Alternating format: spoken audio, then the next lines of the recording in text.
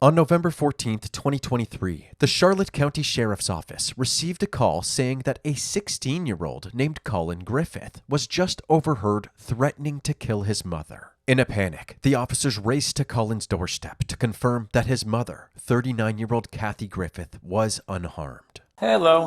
Hey, how you guys doing? Good. Yeah, you guys can come on in. He's not a happy camper right now. Can't answer the door right now. The deputies entered the house, and to their surprise, they saw Collin being forced to do standing marches while holding weights above his head. What's up, man? What are you doing? He's doing standing marches as a form of discipline ever since he got home. I mean, he beat the shit out of me last night, so... After separating the two and placing Collin into the back of a police cruiser, a furious Kathy, who had just found out about the death threat, rushed outside to confront Collin. Did you tell them at the jail that you were going to kill me? Did you say you were going to hurt me? Little did she know, just 1 year after this encounter, Collin would be on the phone with 911 as he watched her bleed out on the kitchen floor. 911, what's the address of the emergency? Hampton in Florida. I don't know I don't know the street address. My mom is talking to you again now. She's bleeding out. Please help. Your mom is doing what? My mom's bleeding out. She's bleeding out. Where is she bleeding from, sir? She's bleeding from the neck, man. She got real tight and she was giving me the knife and she fell on it. Okay, listen carefully, and I'll tell you how to do chest compressions. Make sure she is flat on her back on the ground. Count out loud so I can count with you. 1, 2, 3, 4. 1, 2, 3, 4. 1 moment. Collin was clearly panicking while trying to save his mother's life. With each chest compression, he witnessed her losing more and more blood. Around 6 minutes into the call, Collin had a terrifying realization. She stopped bleeding. No more blood coming out. Watch it.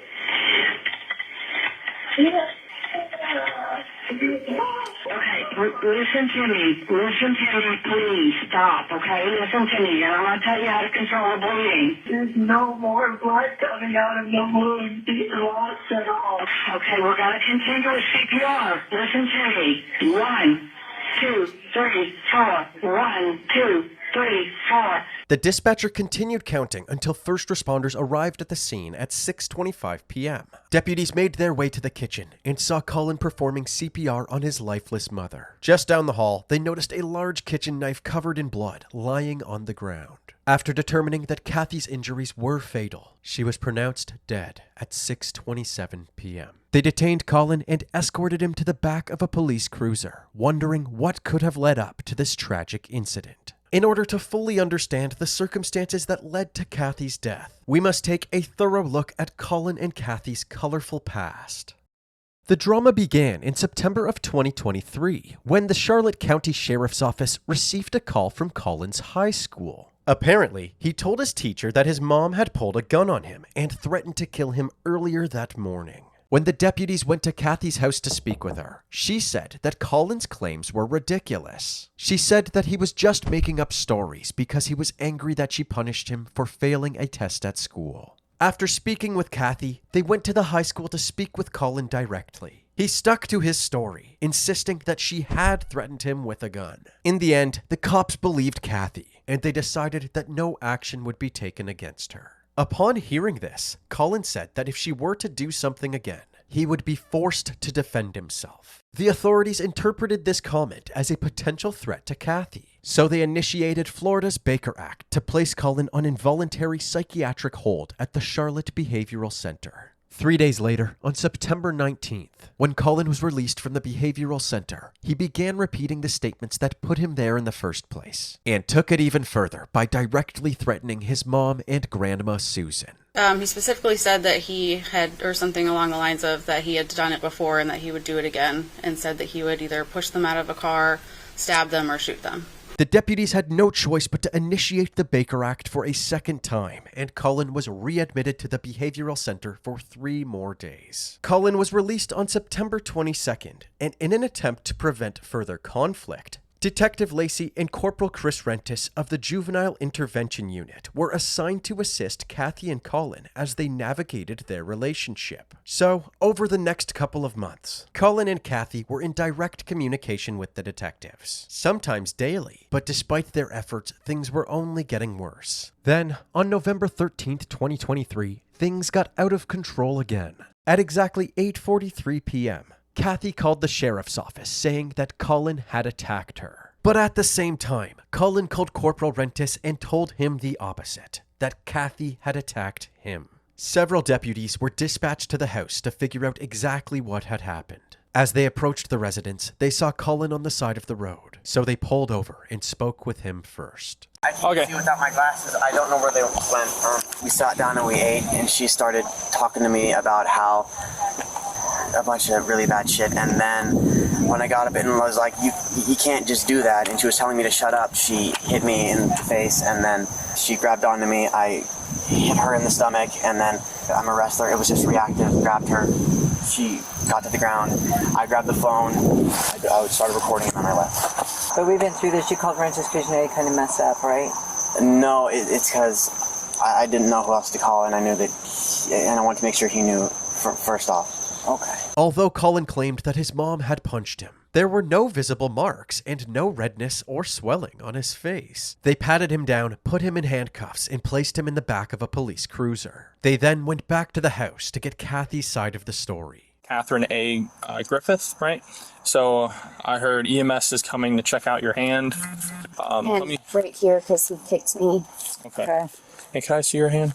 According to Kathy, Collin was mad that she had taken his phone away for misbehaving, so he kneed her in the stomach and threw her on the ground. He kicked the phone out of my hand as I was trying to record it. I was on the ground. Within minutes, EMS arrived, and one of the medics inspected her injuries. Unlike Collin, Kathy did have visible injuries, including scrapes on her hand where Collin had allegedly stomped on it, and redness where he had allegedly kneed her in the stomach. Collin's grandma Susan was also there. She said that Collin had stayed at her house last night because he and his mother weren't getting along. When it was time to bring him back home in the morning, he protested this decision and was desperate to avoid his mother. Collin did not want to come back home. Okay. And I said, you don't have a choice. You have to go back home. And he said, no, I want foster care. And even the corporal was saying, foster care isn't going to be good for you. You don't have issues. You have to work on them. And I said, you have got to learn to get your anger under control. People are going to get in your face. And you're going to have to learn to deal with that. Just ignore it. And the other thing, too, is you don't ever hit anybody.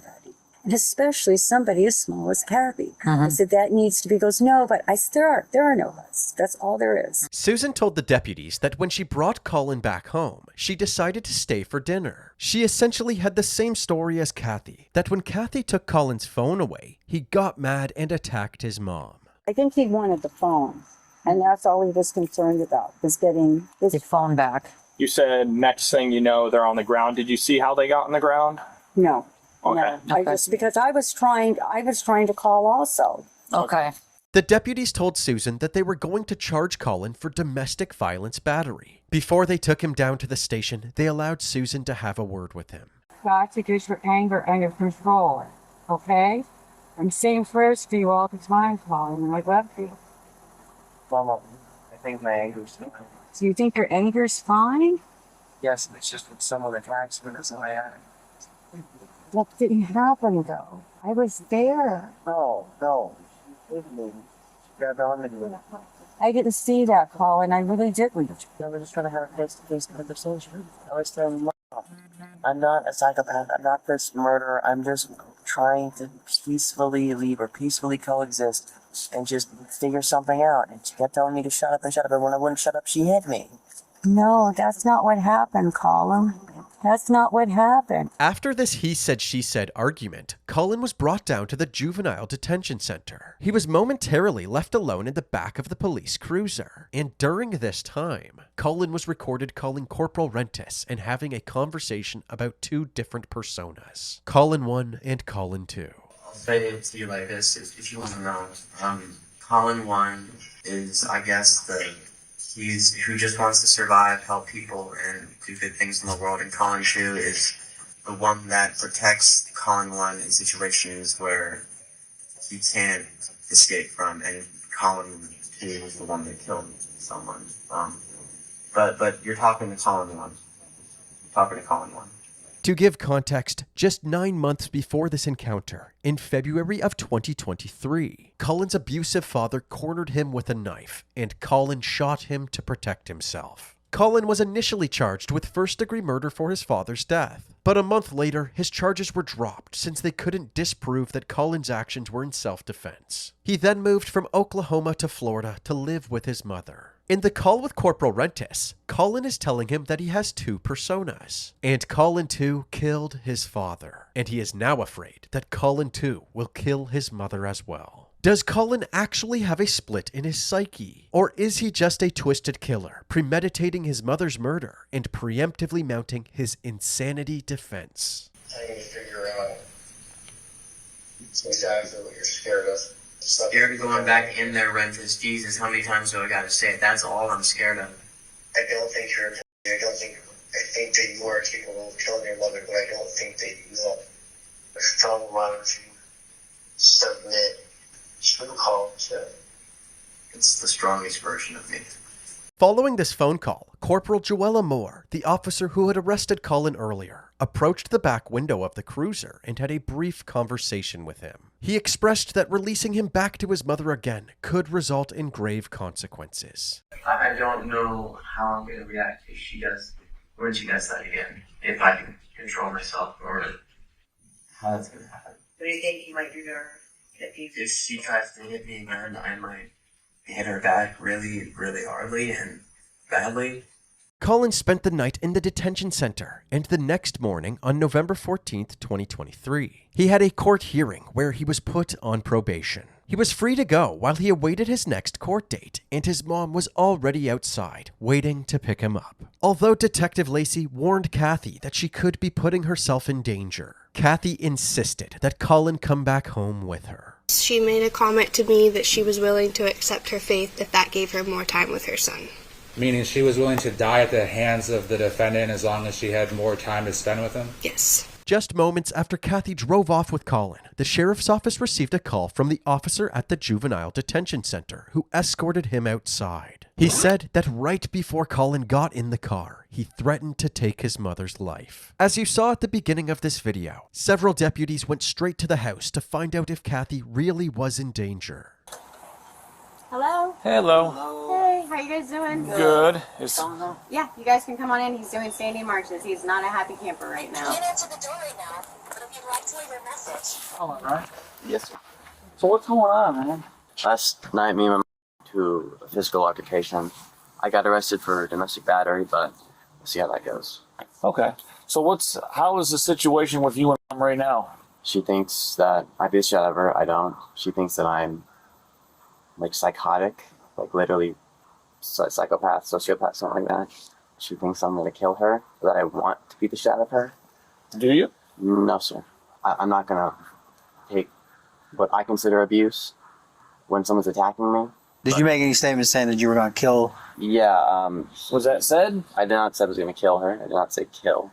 We're just trying to figure out. We just want to make sure we do everything we can to prevent anything happening. Sir, given the situation, I don't think that we should be in the same house at all. The deputies asked Collin why there was so much tension between him and his mom in the first place, and Collin seemed to put all of the blame on Kathy. So I came to live with her after my dad died, and since then, there's just been kind of times when things boil over with her. One time she pulled a gun on me. I called the cops. What got her to the point that she's doing these things? I don't know. You have no idea. All of a sudden, out of nowhere, she pulls a gun or that I hit you? It's because that I'm driving her crazy somehow. She was really abused by my dad, from what I know, and that kind of just made it to where she has these very specific things that set her off. So how long ago was your dad passed? Sorry to hear. 7 months. 7 months. Yeah. Okay. He attacked me, my dad, and when he did, he tried to kill me overnight, and then it was in Oklahoma, and he died. How was that? I shot him when he tried to kill me. The deputies decided that the best course of action is to remove Collin from the household. They then initiated the Baker Act for a third time, and Collin was placed in cuffs again and taken to the back of a police cruiser. Kathy, who just learned the reason the deputies had shown up to the house, went straight to the cruiser to confront Collin. Did you tell them at the jail that you were going to kill me? Did you say you were going to hurt me? I heard you say you were worried what was going to happen. Ma'am. Yes. They have to go. Although Kathy was upset with Collin for his comments, she was also upset with the deputies for taking her son away again. The deputies tried to explain why they made that decision. But I struggle with a kid that's being released from jail and saying, if you bring me back there, she's going to die. If we don't do something, then, shame on us. Yeah, then we're not. Shame on us that then we didn't do our failed. job and we failed you. And I'm not failing you.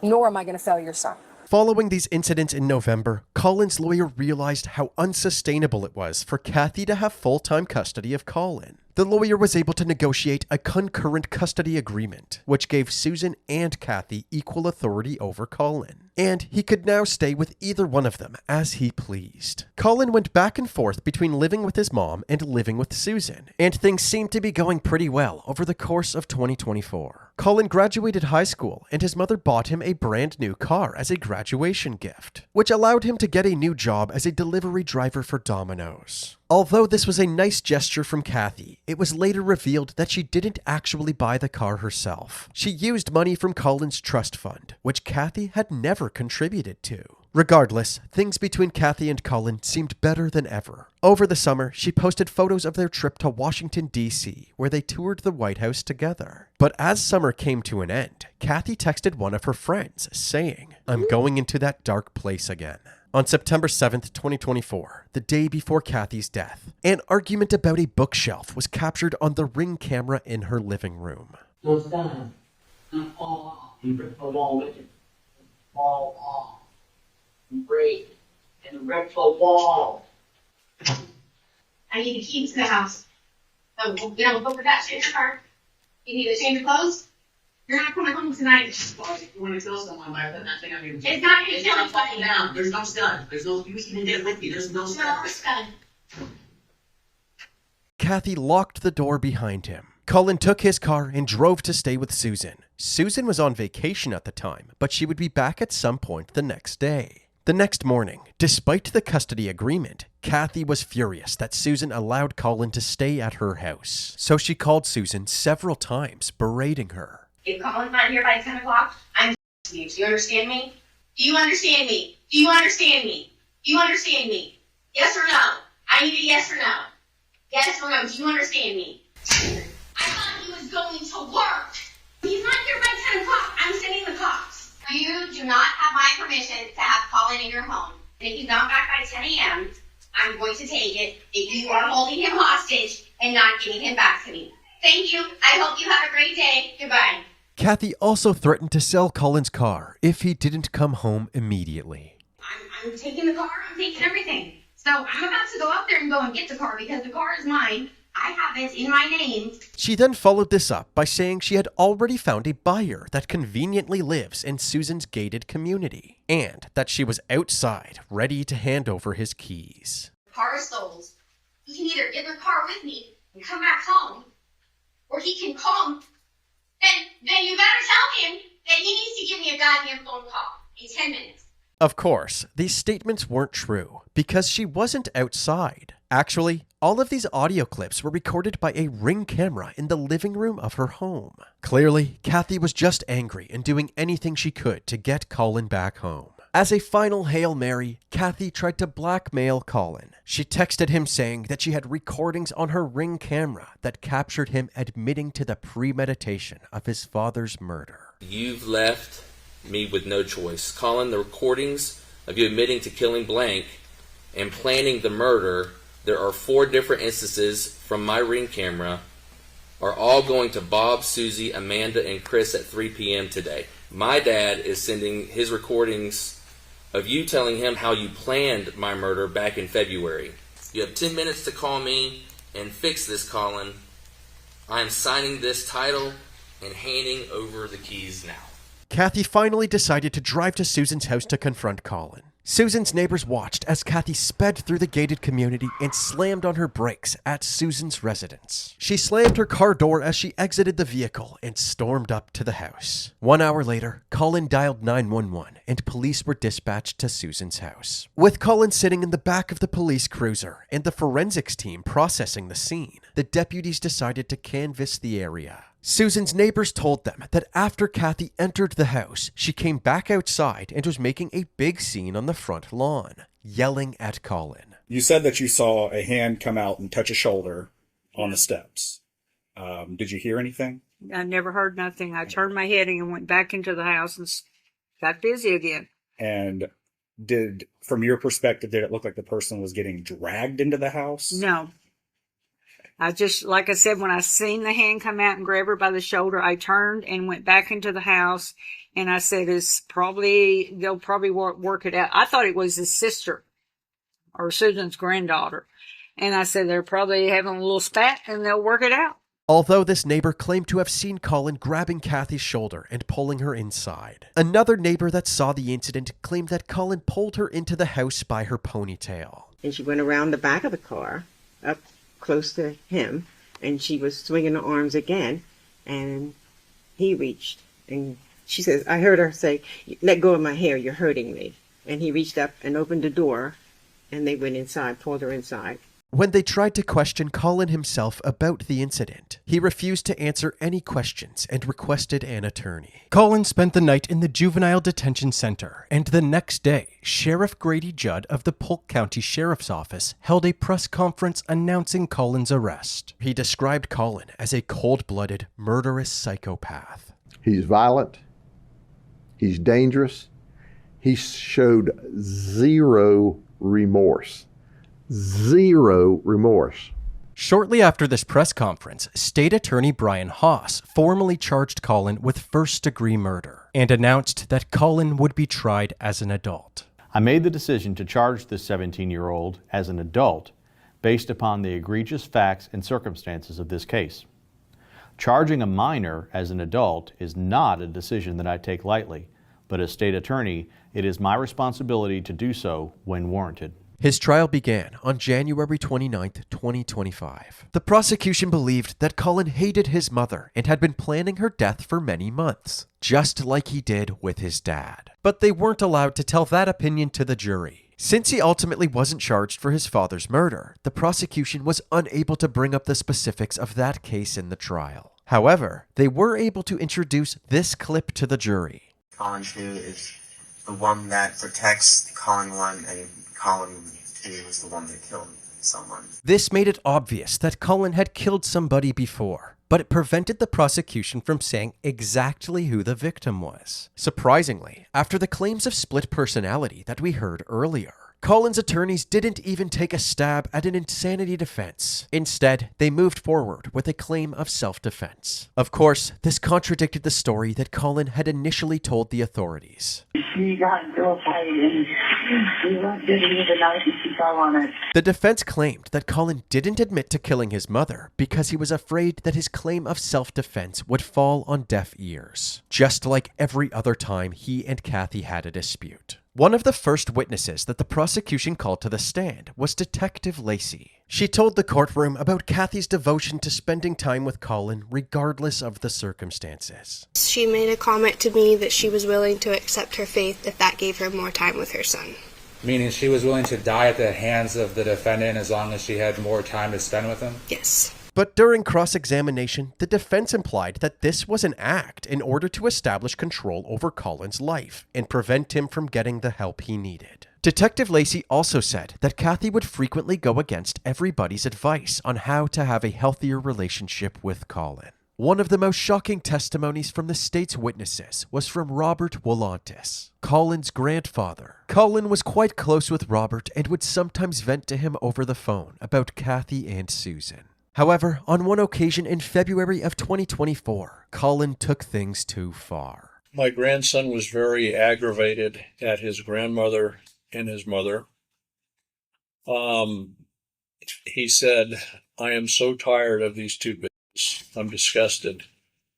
He said, my mom, I keep thinking over and over, I want her to bleed out. I want to smell the blood. I want to feel the blood. I want to feel the life and the blood leaving her body.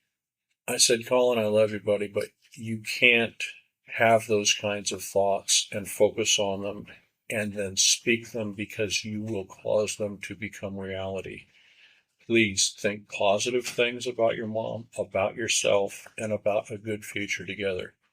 However, the defense claimed that Robert was hardly involved in Kathy and Collin's life. Based on the evidence, it appeared that Robert had only spoken to Collin 3 times while he was living with Kathy. Not only that, but Robert didn't even go to Kathy's funeral. Mr. Willantis, you didn't come to Kathy's funeral, did you? I will see Kathy in my thoughts, in my mind. That's where I want to keep her.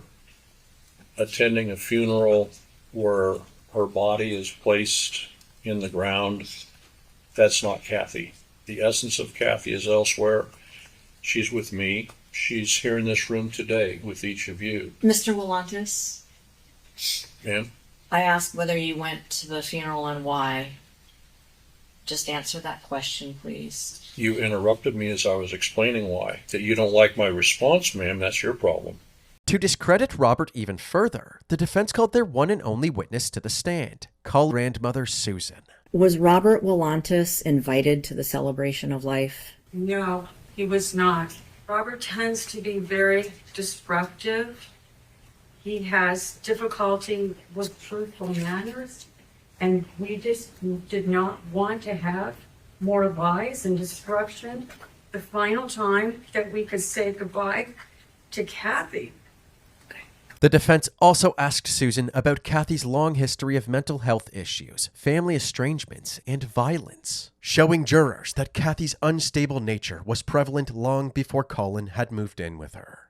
Are you aware of Kathy having pinned her then husband to the wall of the house with her running car? Yes, ma'am, I know. What about an incident where Kathy stabbed her then husband with a corkscrew and then burned him with a terrarium light? Are you aware of that incident? Yes, ma'am. Are you aware of Kathy threatening to kill her then ex-husband's girlfriend's family in Homestead? Yes, I am. I was telling her that what she was doing was crazy. She was going to get in trouble, that she couldn't take it out on 3 innocent lives in Homestead. She needed to turn around and go back home. Have you ever personally witnessed Kathy engage in a physical act of violence towards Collin? There was a fight. The fight started because she was beating him with a belt. When you say that she beat him with a belt, were you actually there for that? Yes, I was, and I tried to stop it. Are you aware that Kathy pulled a gun on Collin? Yes. Originally she denied it, then she said yes. So she actually admitted that to you? Yes. And Corporal Rendas was aware of that also. Corporal Rentas was a part of this conversation where Kathy admitted she pulled a gun? Yes.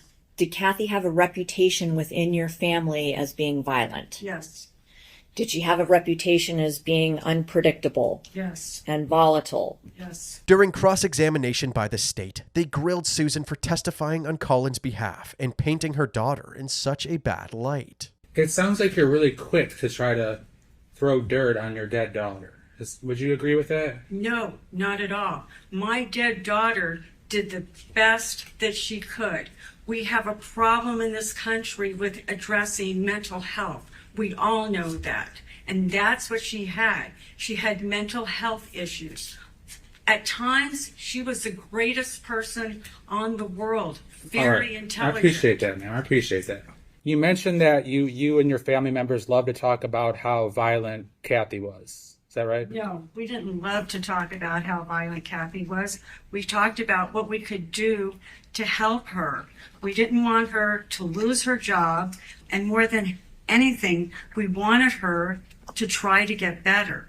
Collin decided that he wouldn't be testifying, so the defense rested their case, and it was time for the closing arguments. The writing was on the wall, ladies and gentlemen. The writing was on the wall. The defendant knew what he wanted to do, and it was just a matter of time.